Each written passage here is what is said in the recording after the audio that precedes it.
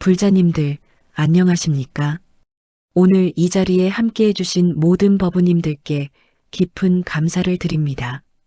혹시 불자님들께서도 이런 경험 있지 않으십니까? 처음 만난 사람과 함께 식사를 하거나 차를 마실 때 계산서가 나오는 그 순간 상대방의 표정이나 행동이 갑자기 달라지는 것을 보신 적이 있으실 것입니다. 어떤 분은 자연스럽게 지갑을 꺼내시지만 어떤 분은 갑자기 화장실에 가신다든지 급하게 전화가 왔다며 자리를 피하기도 합니다.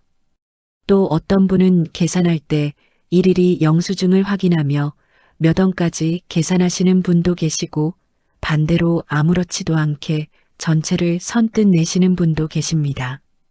참으로 흥미롭지 않습니까? 똑같은 사람인데 돈이 오고 가는 상황에서는 평소와 전혀 다른 모습을 보이는 것 말입니다. 사실 이런 현상은 우리 주변에서 너무나 흔하게 볼 수 있습니다.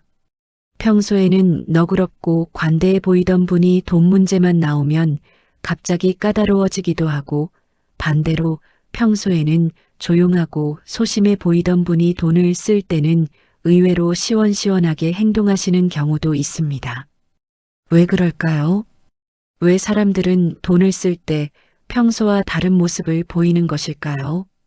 오늘 저는 불자님들과 함께 이 문제에 대해 부처님의 지혜를 통해 깊이 살펴보고자 합니다. 돈을 쓰는 순간에 드러나는 사람의 진짜 본성, 그리고 그것을 통해 우리가 어떻게 자신을 돌아보고 성장할 수 있는지에 대해 말씀드리겠습니다. 사실 돈이라는 것은 단순한 교환 수단이 아닙니다. 그것은 우리의 가치관, 우리의 삶에 대한 태도, 그리고 우리 마음 깊은 곳에 자리 잡고 있는 집착과 두려움을 고스란히 드러내는 거울과 같은 존재입니다. 부처님께서도 많은 가르침을 통해 재물에 대한 올바른 관점을 제시해 주셨습니다. 그런 경험 있지 않으십니까? 어떤 분과 함께 시장을 보러 가거나 쇼핑을 할 때 그분이 물건 값을 흥정하는 모습을 보면서 아, 이분은 이런 성격이구나 하고 느낀 적이 말입니다. 어떤 분은 조금이라도 더 싸게 사려고 끝까지 흥정을 하시고 어떤 분은 처음 부른 가격 그대로 선뜻 지불하십니다.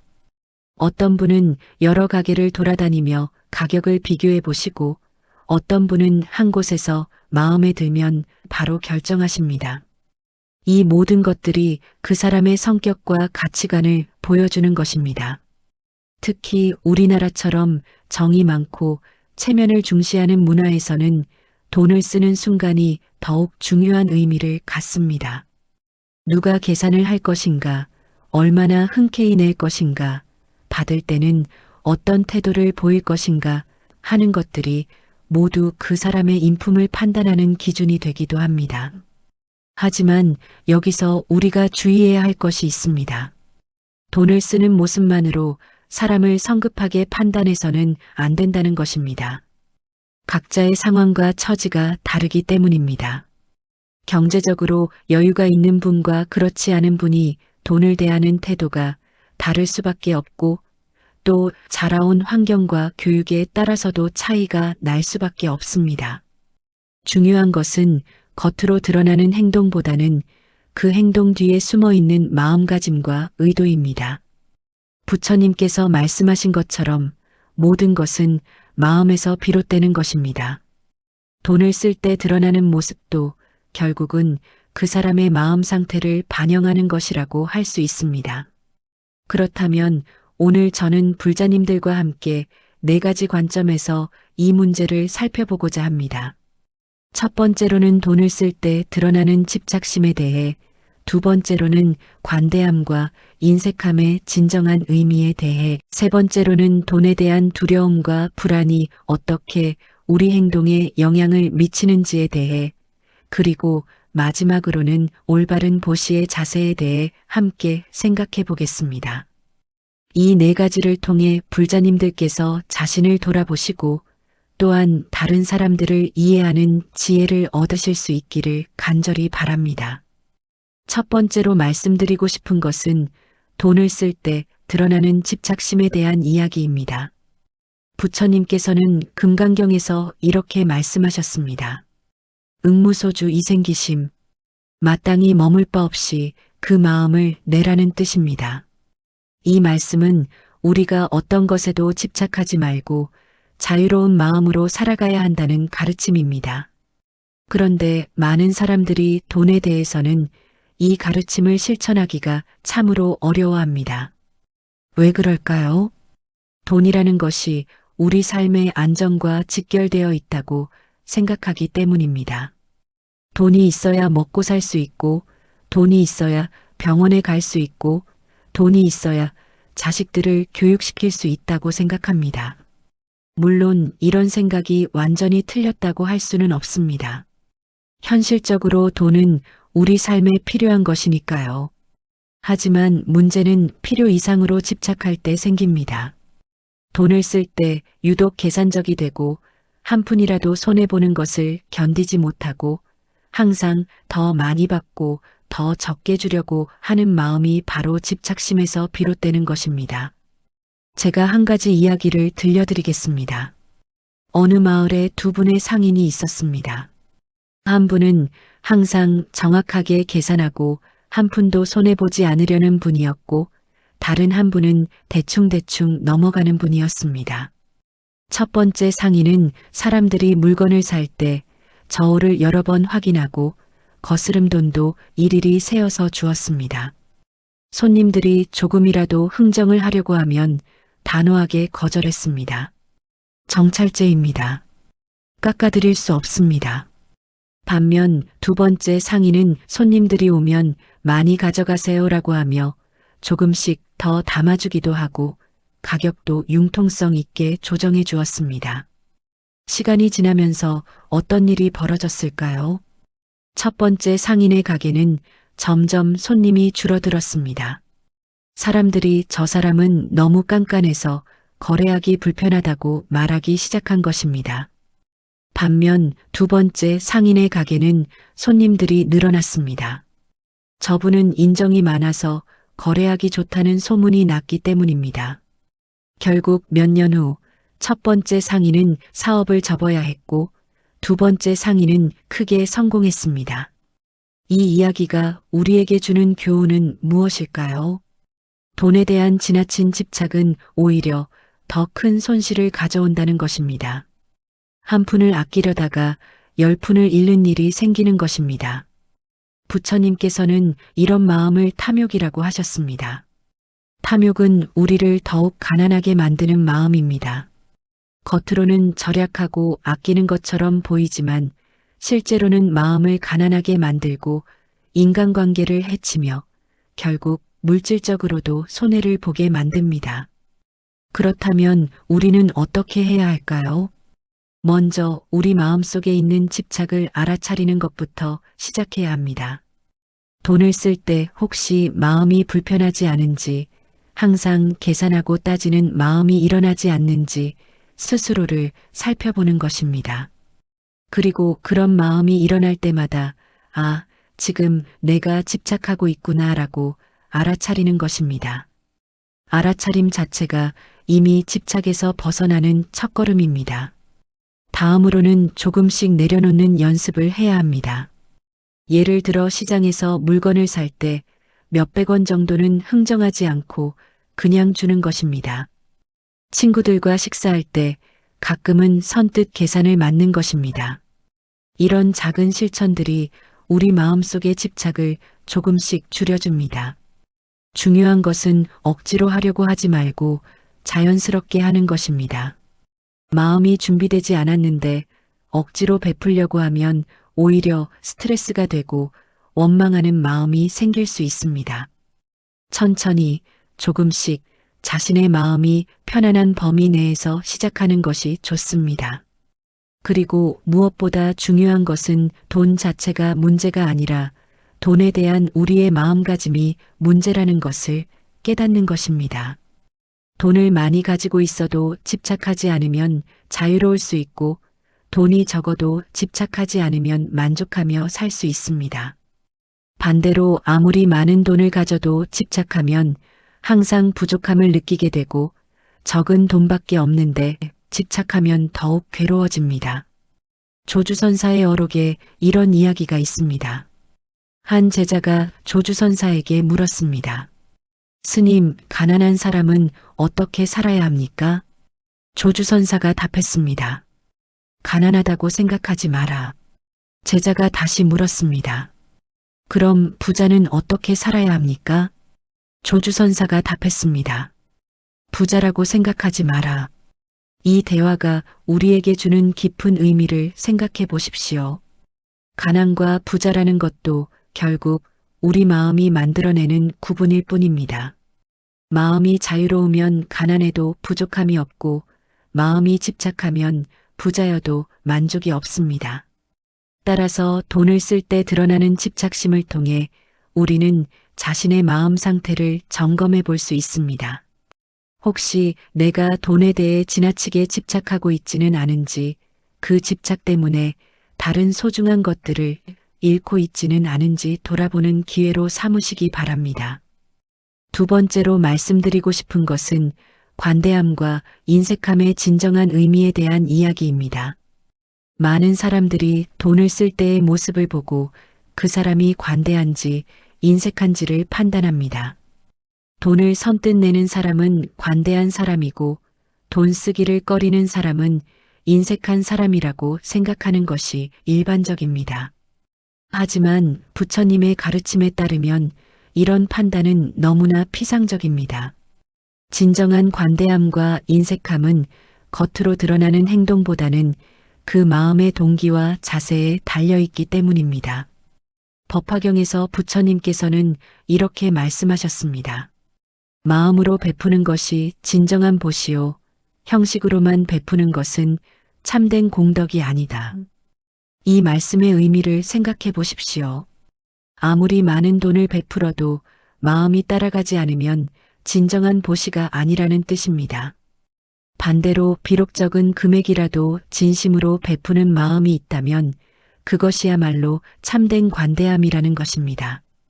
제가 실제로 본 이야기를 하나 들려드리겠습니다. 어느 절에 두 분의 신도가 계셨습니다. 한 분은 경제적으로 매우 여유가 있는 분이었고 다른 한 분은 생활이 넉넉하지 않은 분이었습니다. 부자인 분은 절에 올 때마다 큰 돈을 시주하셨습니다. 불사가 있을 때마다 앞장서서 큰 금액을 후원하시고 스님들께도 후한 공양을 올리셨습니다. 하지만 이상하게도 이분은 항상 불만이 많았습니다. 내가 이렇게 많이 시주했는데 왜 내 소원은 이루어지지 않나, 다른 사람들은 나만큼 내지도 않으면서 똑같이 대우받는 게 불공평하다는 식으로 불평을 하셨습니다. 반면 생활이 어려운 분은 많은 금액을 낼 수는 없었지만 절에 올 때마다 정성스럽게 청소를 하시고 화단을 가꾸시고 다른 신도들을 도와주셨습니다. 금액으로는 얼마 되지 않았지만 항상 기쁜 마음으로 동참하셨고 자신이 낸 것에 대해 자랑하거나 대가를 바라지도 않으셨습니다. 시간이 지나면서 어떤 일이 벌어졌을까요? 많은 돈을 낸 분은 점점 더 불만이 많아지고 괴로워하셨습니다. 베푼 만큼 돌아오지 않는다고 생각하니 화가 나고 다른 사람들과 비교하게 되니 질투심도 생겼습니다. 결국 이분은 절에서 발길을 끊으셨습니다. 반면 적게 낸 분은 점점 더 마음이 평안해지셨습니다. 베풀 수 있다는 것 자체에 감사하게 되었고 다른 사람들과 함께 동참할 수 있다는 것이 기뻤습니다. 이분의 얼굴은 날이 갈수록 밝아졌고 주변 사람들도 이분을 더욱 좋아하게 되었습니다. 이 이야기가 우리에게 주는 교훈은 분명합니다. 진정한 관대함은 금액의 크기에 있는 것이 아니라 마음의 자세에 있다는 것입니다. 많이 베풀어도 마음이 따라가지 않으면 오히려 괴로움만 늘어나고 적게 베풀어도 진심이 담겨 있으면 큰 기쁨과 공덕이 된다는 것입니다. 그렇다면 진정한 관대함이란 무엇일까요? 첫째, 자신의 능력에 맞게 하는 것입니다. 무리해서 많이 베풀려고 하다가 나중에 후회하거나 원망하는 마음이 생긴다면 그것은 진정한 관대함이 아닙니다. 자신의 형편에 맞게 마음 편하게 할 수 있는 범위에서 하는 것이 좋습니다. 둘째, 조건을 달지 않는 것입니다. 내가 이만큼 했으니까 이만큼은 돌아와야 한다는 마음으로 베푸는 것은 거래이지 보시가 아닙니다. 진정한 관대함은 아무런 조건 없이 순수한 마음으로 베푸는 것입니다. 셋째, 비교하지 않는 것입니다. 다른 사람과 비교해서 나는 저 사람보다 많이 했다 또는 저 사람은 나보다 적게 했다는 마음이 일어나면 관대함이 아니라 교만심이나 질투심이 됩니다. 오직 자신의 마음과 능력에 집중하는 것이 중요합니다. 넷째, 기쁜 마음으로 하는 것입니다. 억지로 하거나 마지못해 하는 베풀문 진정한 관대함이 아닙니다. 베풀 수 있다는 것 자체를 감사하게 여기고 기쁜 마음으로 동참하는 것이 참된 자세입니다. 반면 인색함이란 무엇일까요? 많은 사람들이 돈을 적게 쓰는 것을 인색함이라고 생각하지만 부처님의 가르침에서 보는 인색함은 다릅니다. 진정한 인색함은 베풀 수 있는 능력이 있으면서도 베풀지 않는 것, 그리고 베풀더라도 마음이 아까워하는 것입니다. 경제적으로 어려워서 많이 베풀 수 없는 것은 인색함이 아닙니다. 오히려 그런 상황에서도 자신이 할 수 있는 범위에서 최선을 다하려는 마음이야말로 진정한 관대함입니다.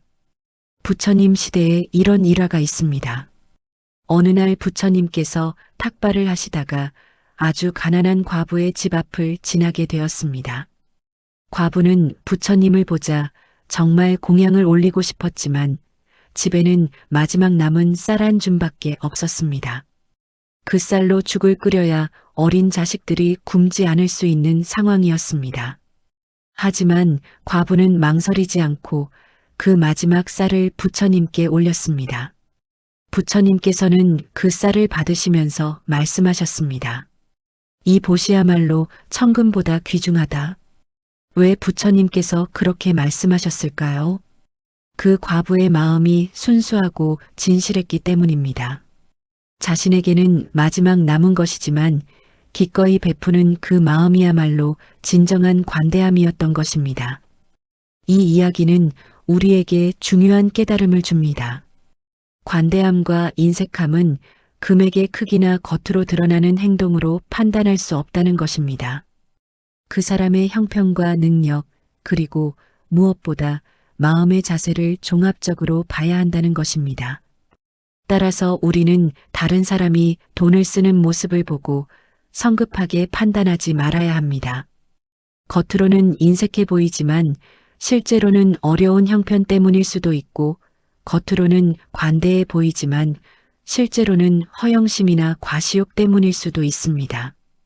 중요한 것은 남을 판단하는 것이 아니라 자신을 돌아보는 것입니다. 내가 돈을 쓸 때 어떤 마음으로 하는지, 진정으로 기쁜 마음으로 베풀고 있는지, 아니면 어떤 조건이나 대가를 기대하며 하는지 스스로를 살펴보는 것이 중요합니다. 그리고 무엇보다 자신의 능력에 맞게 마음 편하게 할 수 있는 범위에서 꾸준히 실천하는 것이 가장 좋은 방법입니다. 세 번째로 말씀드리고 싶은 것은 돈에 대한 두려움과 불안이 우리 행동에 미치는 영향에 대한 이야기입니다. 많은 사람들이 돈을 쓸 때 보이는 특이한 행동들을 자세히 관찰해 보면 그 뒤에는 깊은 두려움과 불안이 숨어 있는 경우가 많습니다. 미래에 대한 걱정, 노후에 대한 불안, 갑작스런 질병이나 사고에 대한 두려움 등이 복합적으로 작용해서 돈을 쓰는 것을 어려워하게 만드는 것입니다.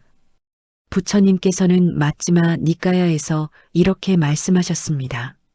두려움은 가래에서 생기고 가래는 무명에서 생긴다. 여기서 가래는 집착을 의미하고 무명은 진리를 모르는 어리석음을 의미합니다. 즉, 돈에 대한 두려움도 결국은 돈에 대한 잘못된 집착과 무상의 진리를 모르는 어리석음에서 비롯된다는 말씀입니다. 우리가 왜 돈에 대해 두려움을 갖게 될까요? 첫째, 미래에 대한 과도한 걱정 때문입니다. 나중에 돈이 없으면 어떻게 하지? 아프면 병원비는 어떻게 마련하지? 노후에 굶어 죽으면 어떻게 하지? 이런 걱정들이 계속해서 마음을 불안하게 만듭니다. 물론 미래를 대비하는 것은 필요합니다. 하지만 과도한 걱정은 오히려 현재의 삶을 불안하게 만들고 돈을 쓰는 것조차 두려워하게 만듭니다. 둘째, 돈에 대한 잘못된 믿음 때문입니다. 많은 사람들이 돈이 많으면 행복하고 안전할 것이다라고 믿습니다. 하지만 실제로는 아무리 많은 돈을 가져도 불안감은 사라지지 않습니다. 오히려 돈이 많아질수록 잃을까봐 더 걱정하게 되고 더 많이 모아야 한다는 강박에 시달리게 됩니다. 셋째, 다른 사람들과의 비교 때문입니다. 다른 사람들은 나보다 더 많이 가지고 있는데 나는 부족하지 않을까? 이런 비교 의식이 계속해서 불안감을 키웁니다. 실제로는 충분히 가지고 있음에도 불구하고 항상 부족하다고 느끼게 되는 것입니다. 이런 두려움과 불안이 돈을 쓸 때 어떻게 나타날까요? 어떤 분들은 필요한 것도 사지 못합니다. 예를 들어 낡은 옷을 계속 입거나 고장난 물건을 고쳐 쓰면서도 새로 사지는 못합니다. 나중에 더 급한 일이 생기면 어떻게 하지? 라는 생각 때문입니다. 어떤 분들은 항상 할인하는 것만 삽니다. 원래 가격에는 절대 사지 않고 반드시 세일할 때, 할인할 때만 삽니다. 품질이나 필요성보다는 가격만 보게 되는 것입니다. 또 어떤 분들은 지나치게 비교 쇼핑을 합니다. 하나를 사기 위해 10군데, 20군데를 돌아다니며 가격을 비교합니다. 몇백 원 차이 때문에 몇 시간을 소비하기도 합니다. 이런 행동들의 공통점은 무엇일까요? 모두 두려움에서 비롯된다는 것입니다. 손해볼까봐, 나중에 후회할까봐, 돈이 부족해질까봐 하는 두려움 말입니다. 하지만 이런 두려움은 오히려 우리를 더욱 불행하게 만듭니다. 제가 아는 한 분의 이야기를 들려드리겠습니다. 이분은 평생을 아껴서 사셨습니다. 좋은 음식도 먹지 않고 좋은 옷도 입지 않고 여행도 가지 않으시면서 돈을 모으기만 하셨습니다. 나중에 아프면 병원비가 많이 들 텐데 노후에 돈이 없으면 자식들에게 부담이 될 텐데라고 하시면서 말입니다. 그런데 80세가 되었을 때 갑자기 큰 병이 나셨습니다. 의사가 말하기를 이미 말기라서 치료해도 몇 개월밖에 못 산다고 했습니다. 그때 이분이 하신 말씀이 지금도 잊혀지지 않습니다. 내가 평생 모은 돈이 무슨 소용인가? 건강할 때 맛있는 것도 먹어보고 좋은 곳도 가봤으면 좋았을 텐데. 이 이야기는 우리에게 깊은 깨달음을 줍니다. 미래를 대비하는 것은 좋지만 미래에 대한 두려움 때문에 현재를 희생하는 것은 지혜로운 일이 아니라는 것입니다. 그렇다면 이런 두려움과 불안에서 어떻게 벗어날 수 있을까요? 부처님께서 가르쳐 주신 방법들을 살펴보겠습니다. 첫째, 무상의 진리를 깨닫는 것입니다. 모든 것은 변하고 사라집니다. 돈도 마찬가지입니다. 아무리 많이 모아도 언젠가는 다 쓰게 되고 죽을 때는 한 푼도 가져갈 수 없습니다. 이 진리를 깊이 깨달으면 돈에 대한 집착과 두려움이 줄어듭니다. 둘째, 현재에 집중하는 것입니다. 미래에 대한 과도한 걱정보다는 지금 이 순간 필요한 것이 무엇인지에 집중해야 합니다. 물론 합리적인 저축과 대비는 필요하지만 그것 때문에 현재의 행복을 포기할 필요는 없습니다. 셋째, 감사하는 마음을 갖는 것입니다. 지금 가지고 있는 것에 대해 감사하는 마음을 가지면 부족하다는 느낌이 줄어듭니다. 나는 이만큼 가지고 있어서 참 다행이다라는 마음을 갖는 것입니다. 넷째, 베푸는 경험을 해보는 것입니다. 두려움 때문에 돈을 쓰지 못하는 분들에게는 작은 것부터 베풀어 보라고 권합니다. 베풀어도 별일 없다는 것을 경험하면 두려움이 줄어듭니다. 그리고 베풀 때의 기쁨을 맛보면 돈에 대한 관점이 바뀝니다. 다섯째, 좋은 벗들과 함께 하는 것입니다. 혼자 있으면 걱정과 두려움이 더 커집니다. 지혜로운 벗들과 이야기를 나누고 서로 격려하면서 건강한 관점을 유지하는 것이 중요합니다. 원효대사의 일화 중에 이런 이야기가 있습니다. 원효대사가 어느 날 길을 가시다가 매우 추운 날씨에 떨고 있는 거지를 만났습니다. 대사는 자신이 입고 있던 옷을 벗어서 그 거지에게 주었습니다. 제자가 물었습니다. 스님, 그러면 스님께서는 춥지 않으신가요? 원효대사가 답했습니다. 내가 춥다고 해서 저 사람이 덜 춥겠는가? 나는 젊고 건강하니 견딜만하다. 이 이야기에서 우리가 배울 수 있는 것은 무엇일까요? 진정한 지혜로운 사람은 자신의 필요와 다른 사람의 필요를 균형 있게 고려할 줄 안다는 것입니다. 자신의 미래만 걱정하는 것이 아니라 지금 당장 도움이 필요한 사람들에게도 마음을 쓸 줄 안다는 것입니다. 이런 마음가짐을 가지면 돈에 대한 두려움이 크게 줄어듭니다. 네 번째로 그리고 마지막으로 말씀드리고 싶은 것은 올바른 보시의 자세에 대한 이야기입니다. 지금까지 우리가 살펴본 것들을 종합해보면 결국 돈을 쓸 때 드러나는 우리의 모습은 보시에 대한 우리의 이해와 자세를 반영한다고 할 수 있습니다. 부처님께서는 육바라밀 중에서 보시바라밀을 가장 먼저 말씀하셨습니다. 이는 보시가 모든 수행의 기초가 되기 때문입니다. 보시를 통해서 우리는 집착을 내려놓는 연습을 하고 자비심을 기르며 지혜를 얻을 수 있습니다. 화엄경에서는 이렇게 말하고 있습니다. 보시는 모든 공덕의 어머니요, 모든 선행의 뿌리이며 모든 지혜의 문이다. 그렇다면 올바른 보시란 무엇일까요? 첫째, 무상보시입니다. 아무런 조건이나 대가를 바라지 않고 베푸는 것입니다. 내가 이만큼 했으니까 이만큼 돌아와야 한다는 마음이 있다면 그것은 장사이지 보시가 아닙니다. 순수하게 오직 베풀 수 있다는 것 자체에 감사하며 하는 것이 무상보시입니다. 둘째, 무주보시입니다. 베푸는 사람, 받는 사람, 베푸는 물건에 대한 집착을 갖지 않는 것입니다. 내가 저 사람에게 저것을 주었다는 생각에 머물지 않고 자연스럽게 내려놓는 것입니다. 마치 오른손이 베풀 때 왼손이 모르게 하라는 말씀처럼 베푼 후에는 깨끗하게 잊어버리는 것입니다. 셋째, 정성보시입니다. 금액의 크기보다는 정성이 중요합니다. 자신의 능력에 맞게 마음을 다해서 하는 것이 정성보시입니다. 많이 낼 수 있는 사람은 많이 내고 적게밖에 낼 수 없는 사람은 적게 내더라도 최선을 다하는 것입니다. 넷째, 지혜보시입니다. 무작정 베푸는 것이 아니라 지혜롭게 베푸는 것입니다. 정말 필요한 곳에 정말 도움이 되는 방식으로 베푸는 것입니다. 때로는 돈보다 시간이나 노력이 더 필요할 수도 있고 때로는 물질적 도움보다 정신적 격려가 더 소중할 수도 있습니다. 다섯째, 기쁨 보시입니다. 베풀 때 마음이 기뻐야 합니다. 억지로 하거나 마지못해 하는 것은 진정한 보시가 아닙니다.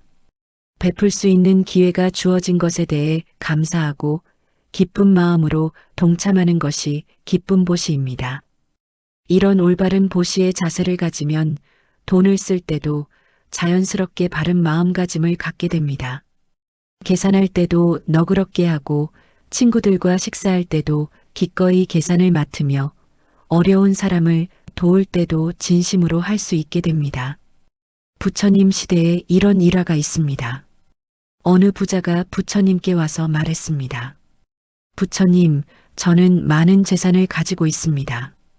이 돈을 어떻게 쓰는 것이 좋겠습니까? 부처님께서 답하셨습니다. 재산을 네 부분으로 나누어라.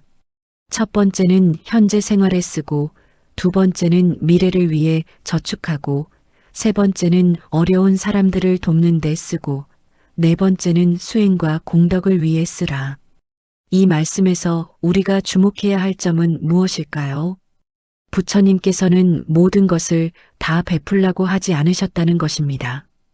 현실적으로 생활도 하고 미래도 대비하되 그와 동시에 남을 돕고 자신의 영적 성장을 위해서도 써야 한다고 하셨습니다. 이것이야말로 지혜로운 돈의 사용법이라고 할 수 있습니다.